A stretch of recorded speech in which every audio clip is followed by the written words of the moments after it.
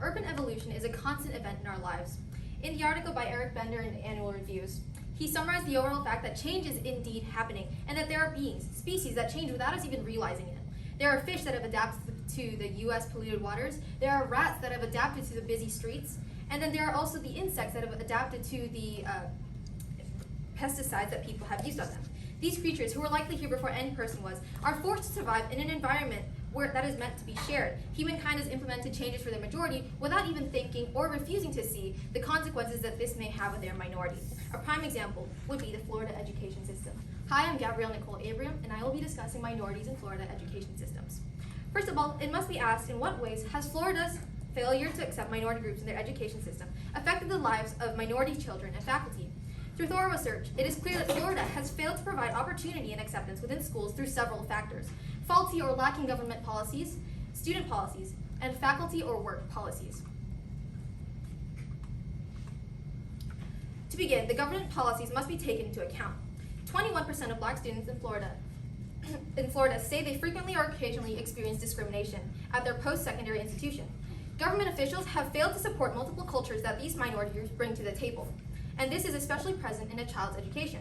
To be placed in an area that continuously berates students based on their race, such as cases like these, they may have lasting impacts on a child, especially mentally.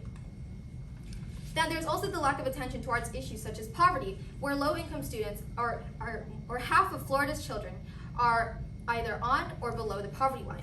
Now, the government has attempted to resolve this issue through the passing of several legislations and policies, such as SNAP, otherwise known as the Supplemental Nutritional Assistance Program, or the Free and Reduced Lunches Program.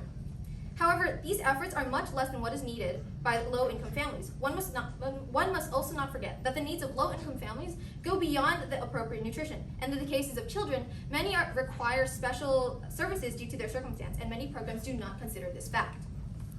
Furthermore, in 2017 to 2018, only 12% of Florida families in poverty received TANF, compared to the 22% average. Not only is there a lack of available programs, but the programs that are currently available are not easily accessible due to low-income individuals succumbing to the extreme limits and qualifications.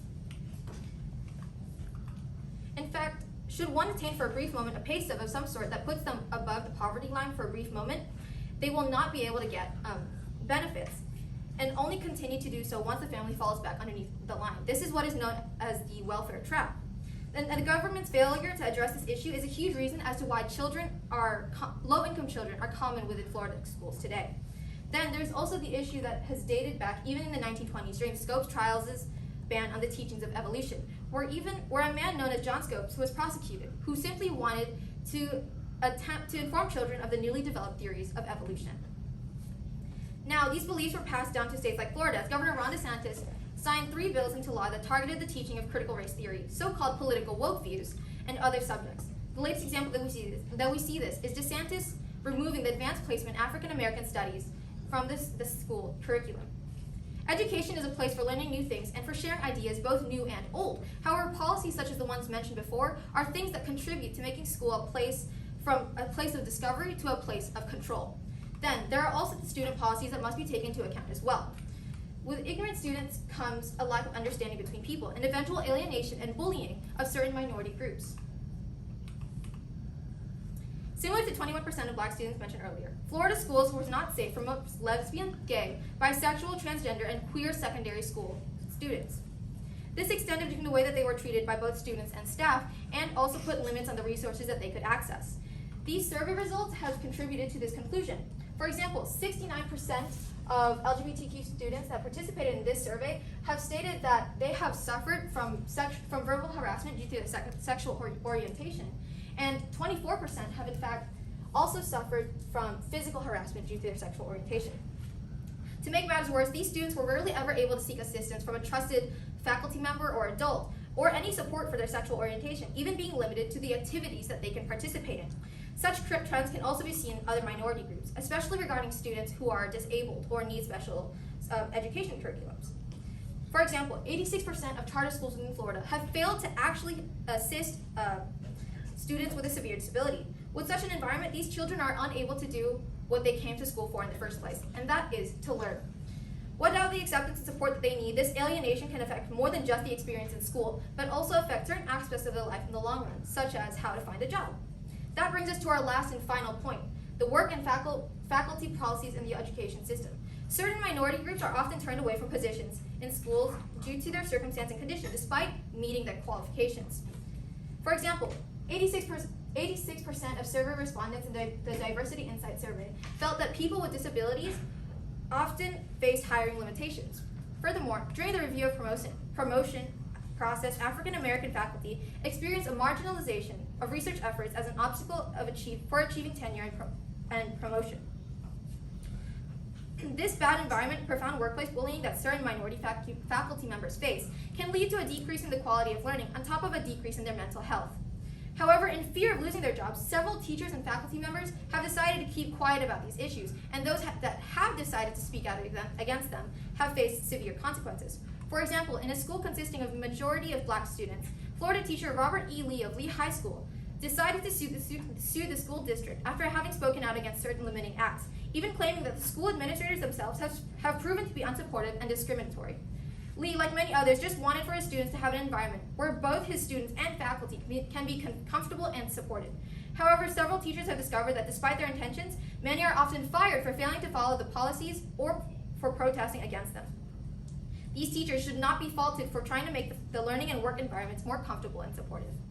With that being said, government institutions, schools, and their faculty policies have all failed in providing their minority students with the support they both need and deserve. Government policies have limited the opportunities for students to learn about the diverse cultures present within Florida. Schools have failed to address the presence of bullying, discrimination, and isolation present within them. And school faculty members have also failed each other in the sense that they are unable to support and understand the students and other faculty members, causing an unhealthy and rather disheartening learning environment. It is prudent that these issues are addressed. Now, while it may be argued that forming solutions would only target and helping students of the minority category and not do much for the majority, it is still important and helps everyone in the long run. As Nelson Mandela once said, there are victories whose glory lies only in the fact that they are known to those who win them. Just because any proposed solutions target the minority does not mean it should not be targeted at all. So despite the possibility that it may not do much for the majority, it is about time the minority groups were acknowledged and accepted into society as well, as they deserve that support just as much as the majority does. Thank you. Here's my list. All right, 2 questions for you. First up, what evidence did you gather that you didn't use, and then why didn't you use it?